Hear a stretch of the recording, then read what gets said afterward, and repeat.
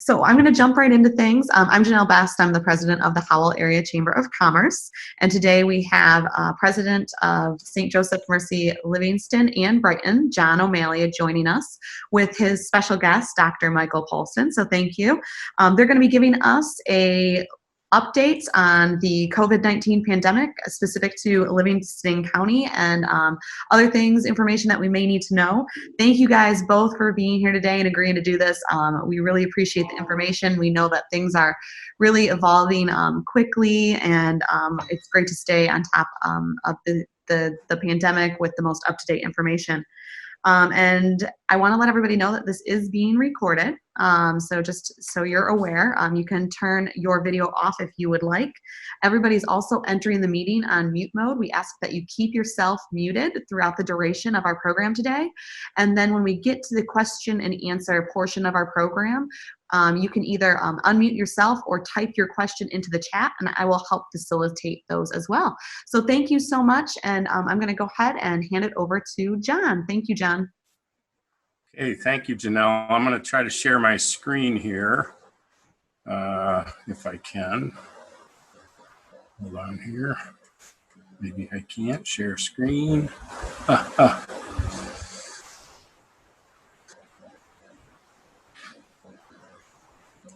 Try it now, John.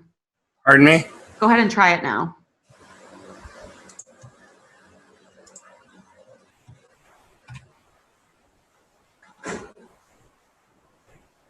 Whoops. Can you see it or no? Not yet. No? Okay, let's see. Let me see if I can allow you to share your screen. You should be allowed to. I'm going to make you the host for a minute. Okay. Now try it.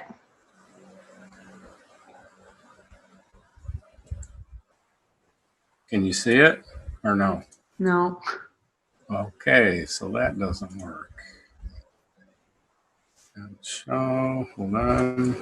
Let me do that. Let me do that. Mm-hmm. Let me do that. Is it working? Yep. We there? We're there. I had to think for a minute. Jacqueline taught me a week or so ago or 2 weeks ago, and just had to go back. So anyway, all right. Well, thank you, Janelle. I appreciate it. You know, I guess to start off with, thanks for inviting me to speak today, and Dr. Paulson from IHA will be making some comments also today. You know, it's always a pleasure to speak with our Howell community. You know, we truly are living in some pretty unprecedented times, and the past couple of months have been, I think, challenging for everyone. You know, the COVID-19 situation is really rapidly evolving. It seems there are new guidelines, recommendations, and processes coming out daily, if not even 2, 3, 4 times a day, from the CDC, the state of Michigan, and other sources as well. St. Joe Livingston and the Brighton Health Center have been and continue to be ready to support our community through this pandemic and beyond.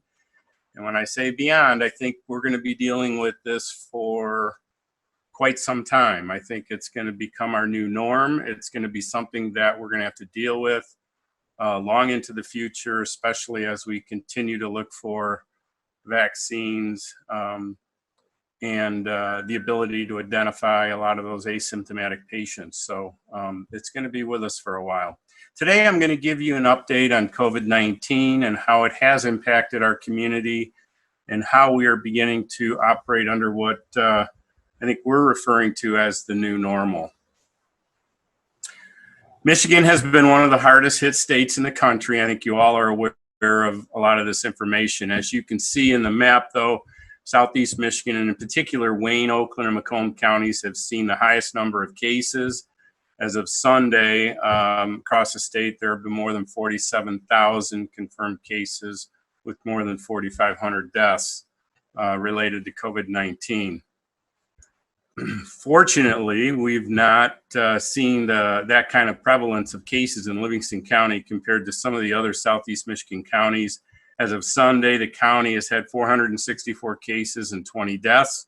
Livingston County hasn't had a particular hot zone, as the cases really are pretty spread out through the throughout the county. And we believe the governor's stay-at-home order and social distancing helped to slow the spread from the Detroit area. I think you could also probably say that when you look at Detroit, Wayne County, Oakland, and Macomb County, the population density is such that you are going to see more of a proliferation of these cases in those counties than ours. I do think that because we're kind of spread out within Livingston County, and we took seriously the stay-at-home and the social distancing, that has helped a great deal. Within the last several days, I will tell you, we have popped up a little bit here. I don't know why. We don't know why. It could be just a normal blip. We're testing more patients now than we ever have. So that could be a part of it that we are uncovering and seeing more. So more to come with all of that. St. Joe's Livingston continues to care for community members who have tested positive for COVID-19, and we have been caring for them for probably a month or 5 weeks now. However, over the past several weeks, we have also discharged many patients to finish recovering at home and have seen a decline in the number of COVID-19 patients. Over the past couple of weeks, we've seen a slowing of the number of cases, just like the rest of the state. Fortunately, even at the peak in Livingston County, we were not seeing numbers like Wayne, Oakland, and Macomb counties. With fewer cases in Livingston County, it's one more reason to stay local and your healthcare needs, shopping, and more right here. So keeping local is really something that I think can help keep the community safe instead of venturing into some of those very, very highly populated areas where there's more of an opportunity of running into someone who is an asymptomatic patient. St. Joe's Livingston and Brighton are prepared to care for more COVID-19 patients should another spike occur, but we are also moving forward and caring for our community under our new normal. Just because COVID-19 hit doesn't mean the normal healthcare needs stop arising. Trauma, stroke, and other serious issues continued. Unfortunately, because of COVID-19, people were afraid to seek care. They needed to prevent or care for these issues. St. Joe Livingston and Brighton are prepared to care for both COVID-19 patients and with regular healthcare needs. Our emergency department are open and we have processes in place to keep you safe. I might stop there for just a moment. I don't know how many of you have heard this or seen some of this data or these statistics, but between March and April, we've seen a 287% increase in deaths at home.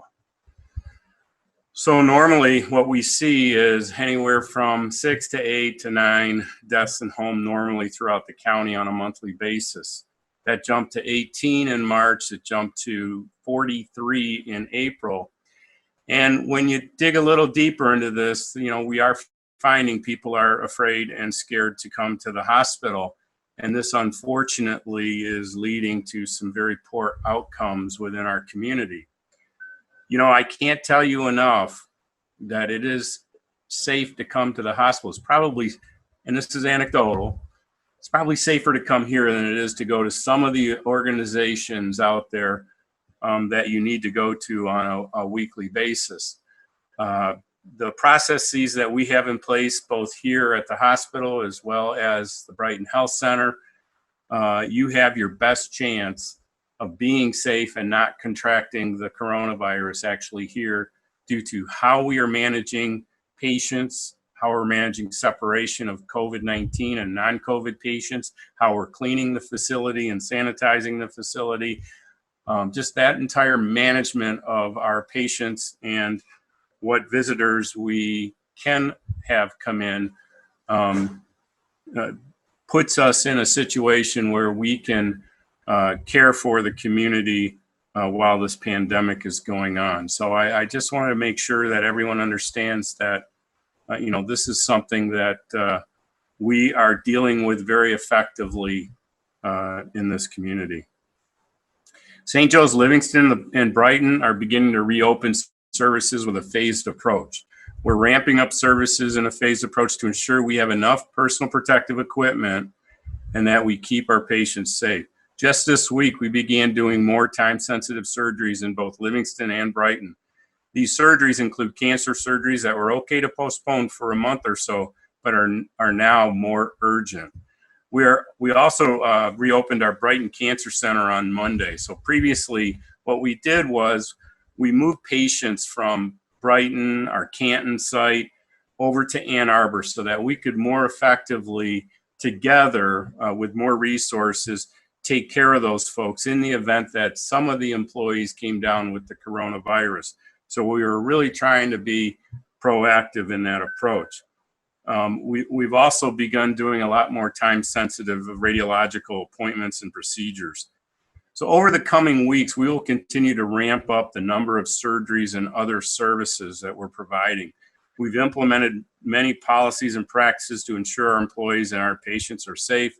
We know that we need to operate under a new normal to ensure our community receives the care they need, as safety is clearly our top priority for both our employees and the community as well. To keep our patients and visitors and colleagues and vendors and everyone safe, St. Joe, Livingston, and the Brighton Health Center implemented screening checkpoints.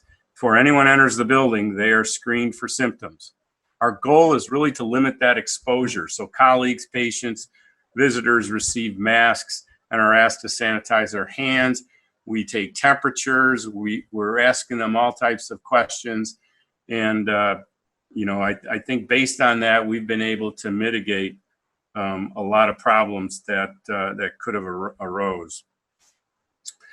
In accordance with Governor Whitmer's executive order, we do not allow visitors inside Livingston Hospital and the Brighton Health Center.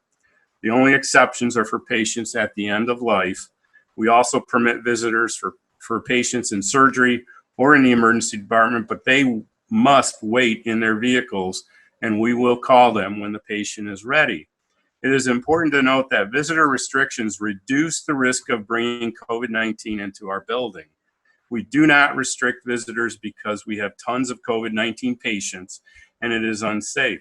We know that some people may not show signs of COVID-19 but are carrying the virus. We don't want to risk the safety of our patients and colleagues. So we really do hope our community understands what we're trying to achieve here. We want to provide high quality, great care to this community, but not put them at risk.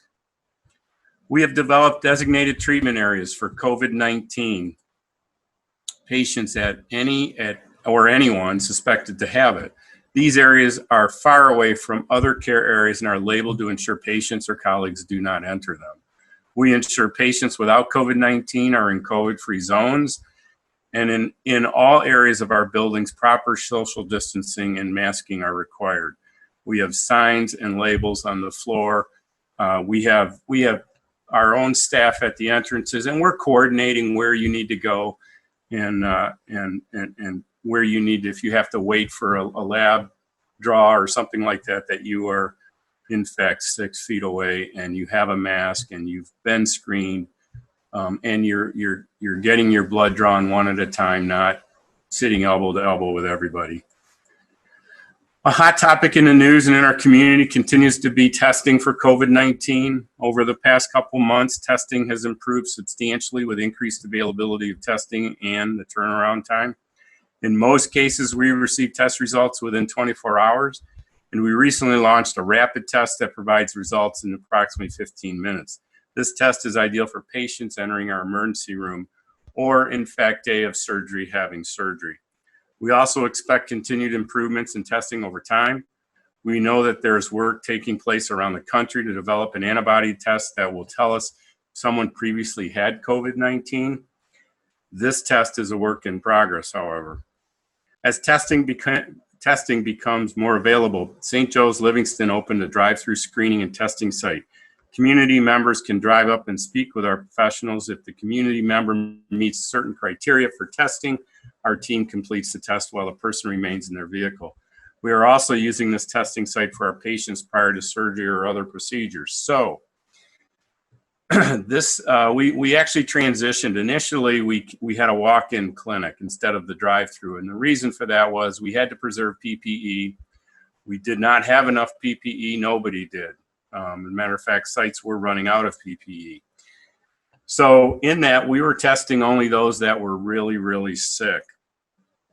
We were at that time also, we could not get the type of turnaround time on the test results that we wanted to effectively receive. That has all improved. So thanks to the community, thanks to Trinity Health and our purchasing and our resources, we have enough PPE now.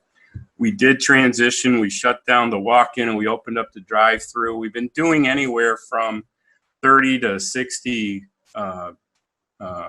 patients a day through the drive-through.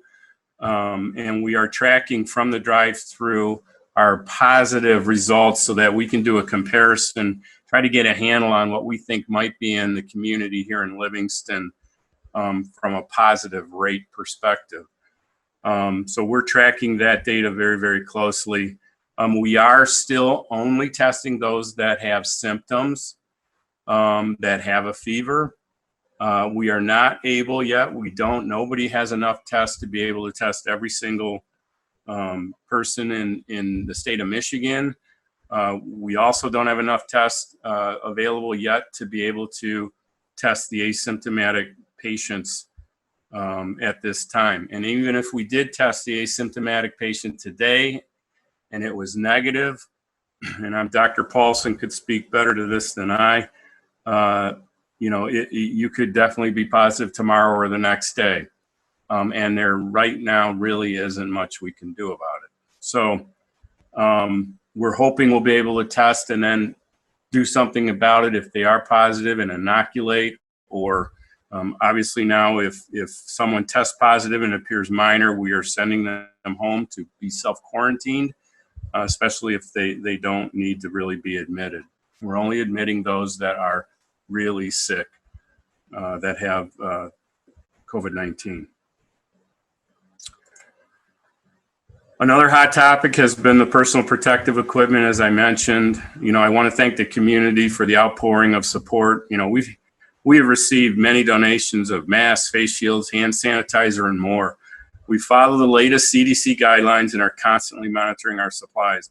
We currently have enough PPE, but conservation methods ensure we have enough for longer periods of time. So, we want to make sure if there is a surge, if there is a wave 2, a round 2, whatever we want to call it here in the future, that we have the wherewithal to be able to handle that.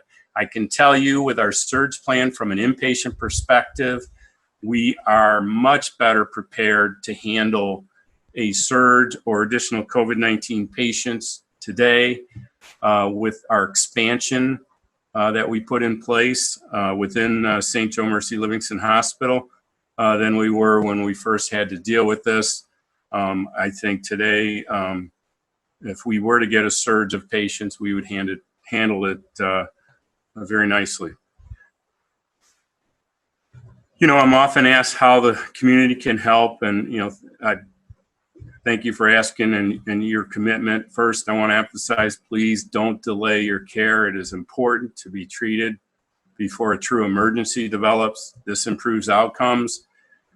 And with fewer cases in Livingston County, staying local helps keep you safe. We also can't stress enough, and I know you guys have all heard this ad nauseum, but please practice diligent hand washing. Cover your cough or sneeze. Avoid touching your face. Avoid crowds. Clean and disinfect objects and surfaces. And if you need to go out, please, please wear a mask. And finally, I want to once again thank you, Livingston County. It's a great place to be. The community has been so generous in donations of supplies, food for our staff, and notes of gratitude and inspiration. If you are interested in continuing to support us, there is a list of supplies we can accept at St. Joe's health.org/COVID-19, and we certainly welcome thank you notes for all of our employees. Thank you again. I welcome any questions. I think that our team here and our team in Brighton, as Brighton gears back up again and begins to see patients as we continue to move towards our new norm, we're going to do everything in our power to keep our entire community safe. I welcome your questions. And Dr. Paulson, Mike Paulson's online from IHA. I know he and his group they've done a phenomenal job in the community here, reaching out to patients and implementing telemedicine. And so I'd like to actually turn it over to Michael to say a few words. Right. Thank you very much, John. Can everybody hear me? We're good on that standpoint? Okay, good. So I am Dr. Paulson. I am the site medical director over at Howell Primary Care. Now, IHA, it's the medical group that's associated with St. Joe's. And I just wanted to kind of alert everybody to the changes that we've been making within the clinic as an outpatient perspective. And we've done kind of a lot of things. So we actually, number one, we kind of regionalized our care. So we have combined multiple offices into one office that is still seeing patients in person. And that's over at our Brighton Family Care location in the Genoa building next to St. Joe's, Brighton. But this would encompass Howell, Brighton, East Brighton, South Lyon, Pinckney, and Hamburg. So we're all kind of taking our turns, rotating through and providing care there. But kind of more on the day-to-day, we have actually been offering telemedicine visits. So I'm utilizing actually this platform right here, Zoom, every single day, and I'm seeing generally 15 to 20 patients a day, and I mean things have worked out just superbly, as long as people can figure out the audio, which is sometimes a challenge. But overall, I mean things are doing very well. To John's point, sickness still prevails even in times of COVID, and everybody's staying in. So if you do have any questions or you're not sure where to go, I mean, contact your primary care physician's office. They should be able to direct you where to go. We still have people answering the phones. We still have triage nurses. We can get you an appointment same day with any of our docs. We're still accepting new patients. If anybody's looking for a primary care physician, we can accept new patients over video. We've been able to do extraordinary things, and I think one of the best things to come out of this pandemic from a medicine point of view is just expanding our digital footprint and just showing us what we can do over telemedicine.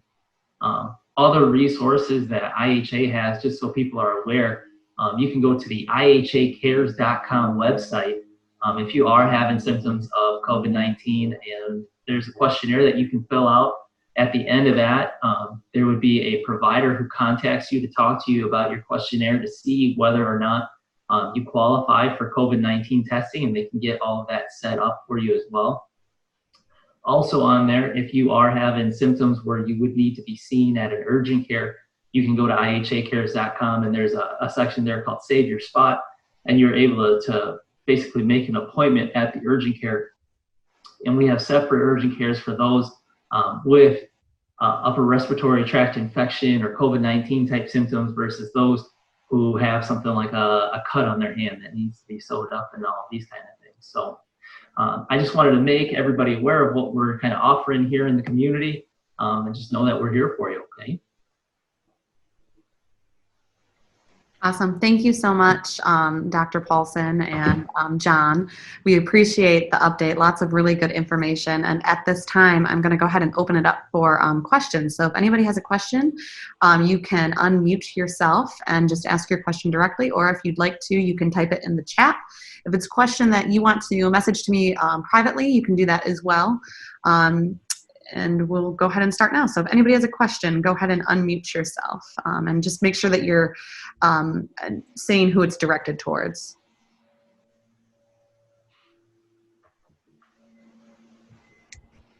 Quiet group. There is mud.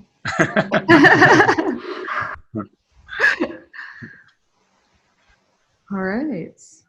Any questions?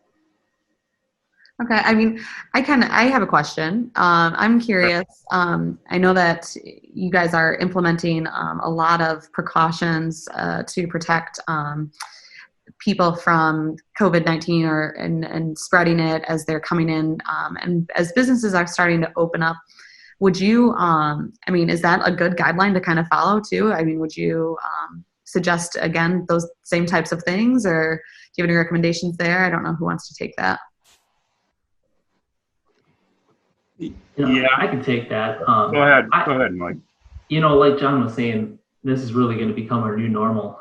So until we have a clear treatment plan for COVID-19, until we have things available to us like an immunization, which really could be 12 to 18 months down the line here, we really are going to have to continue with frequent hand washing, covering our face, keeping social distancing. So, I mean, in the event that we're going to be opening, our economy back up, just making every kind of possible kind of change you can implement into your own individual businesses will be key in order to kind of keep these precautions in line.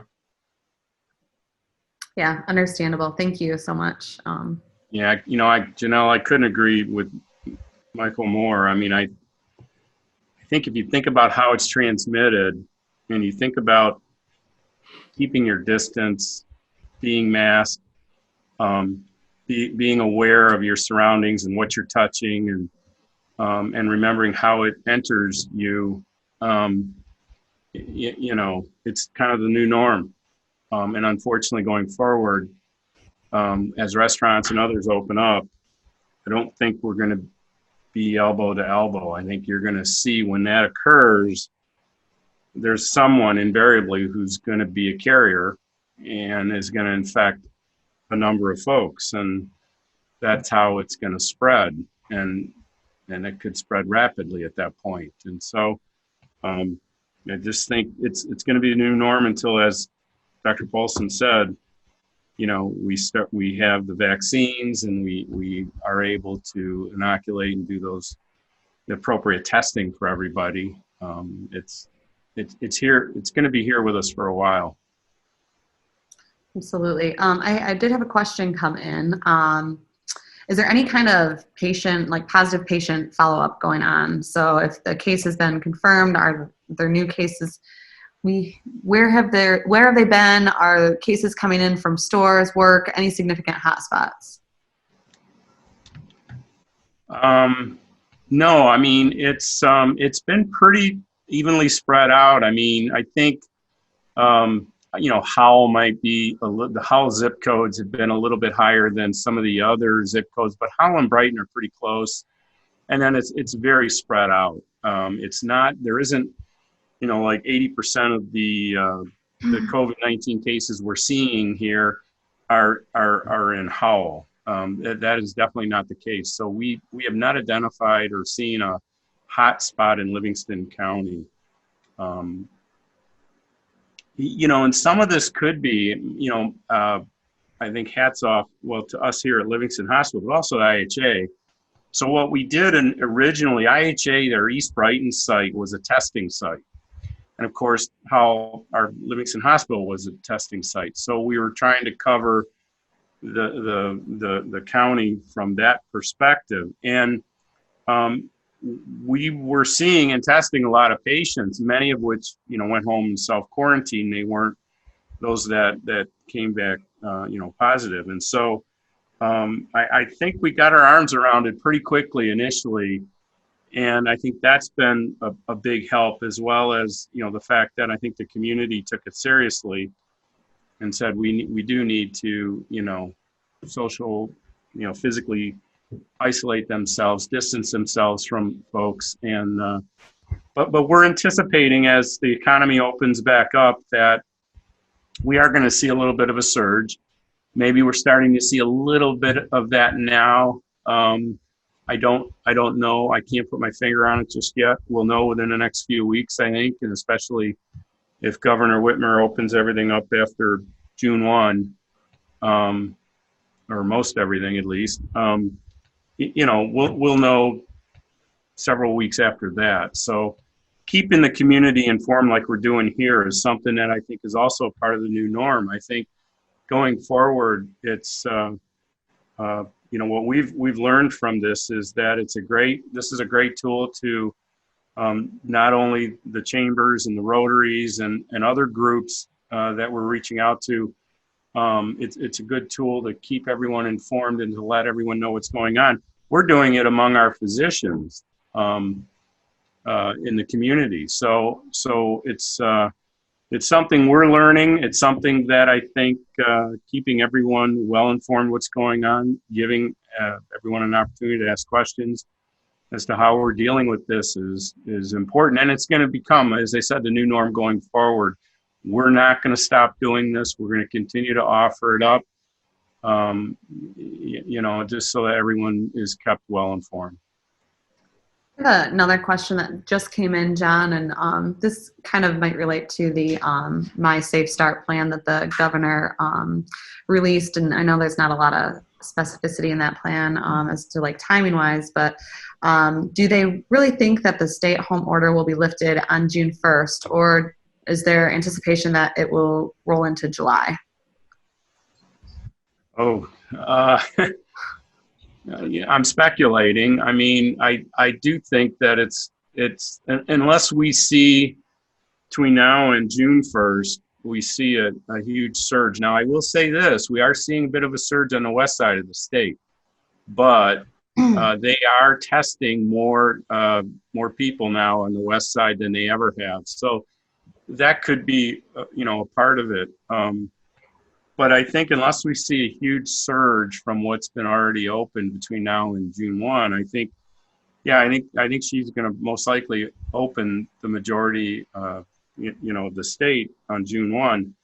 And then we'll just have to see. I mean, the big risk is if all of a sudden in June and July, we start seeing a huge increase in COVID-19 patients, she could shut it down again or shut portions of it down again. I don't know, but I know we're working, all the big health systems within Michigan are working closely with Governor Whitmer, and she's getting a lot of data and a lot of information to make her decisions. And the goal is to try to keep, our community safe. Thank you, John. I appreciate that. And we absolutely know that, that's a top priority is keeping our community safe. And we appreciate that you guys are doing the same. What are your thoughts in regard to children being able to safely resume sporting activities and school in the fall? Do you worry about a decline in their physical health? So this is something that's been on my mind recently. I have 3 small children, and they've come out with this new inflammatory disease that's related to COVID-19 that causes a lot of symptoms similar to something called Kawasaki's disease, which is also a pretty terrible disease in children. So will we be able to safely resume sporting activities in school in the fall? Well, I hope so. And it's really all going to depend on secondary surge and how well our precautions are doing. There was something on the news actually just last night where in New York, they say that you don't have to wear a mask if you're running outside because your exposure is so short. So maybe it's something where during sporting activities, the kids will be able to play as normal. By the time school comes around in the fall, I think we'll still be looking at least masking, if not also social distancing. And I'm not sure how they're going to implement that in schools, but that's kind of the thing about COVID-19. Nobody really knows how we're going to do anything until the problem kind of becomes apparent that we can't go past it anymore. Thank you for sharing your thoughts on that. Because we also have some concerns about somebody messaged me privately about the mental health of children, not seeing their friends or family members. So I didn't know if anybody had any thoughts on that they wanted to share.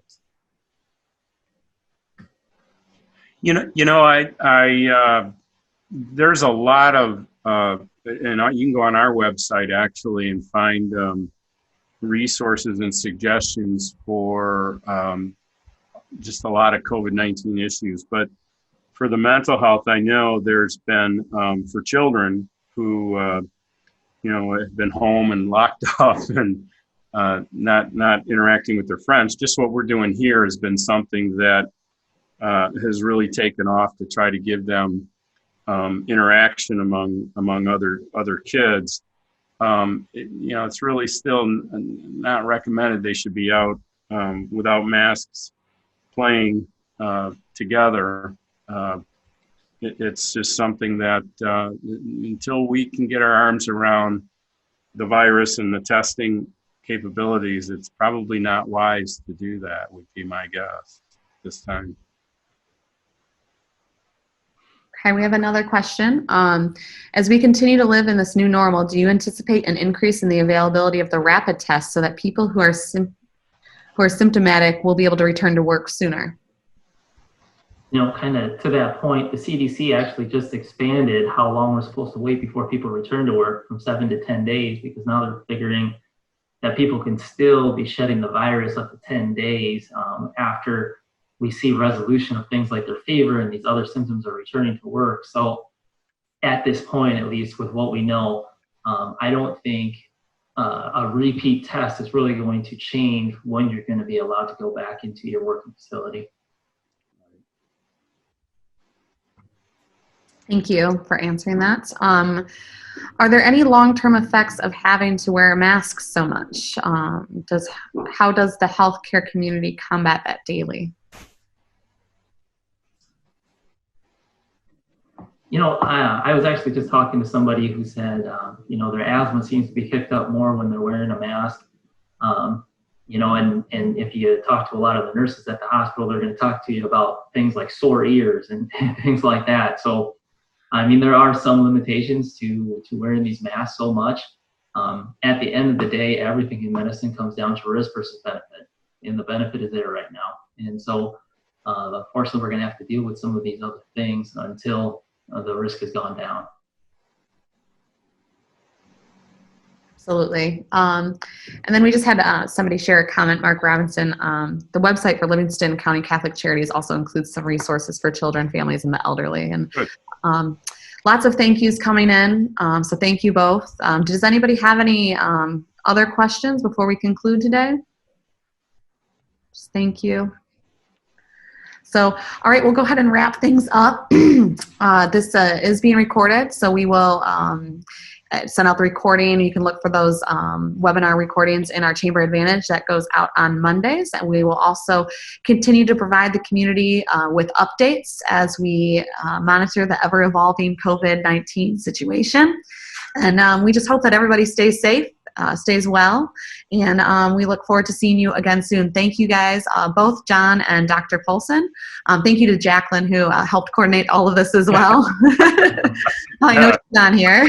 So, and we look forward to seeing you guys later this week. Thanks again. Have a great week. Thank you, everyone. Thank See you you for having soon. me. Take care.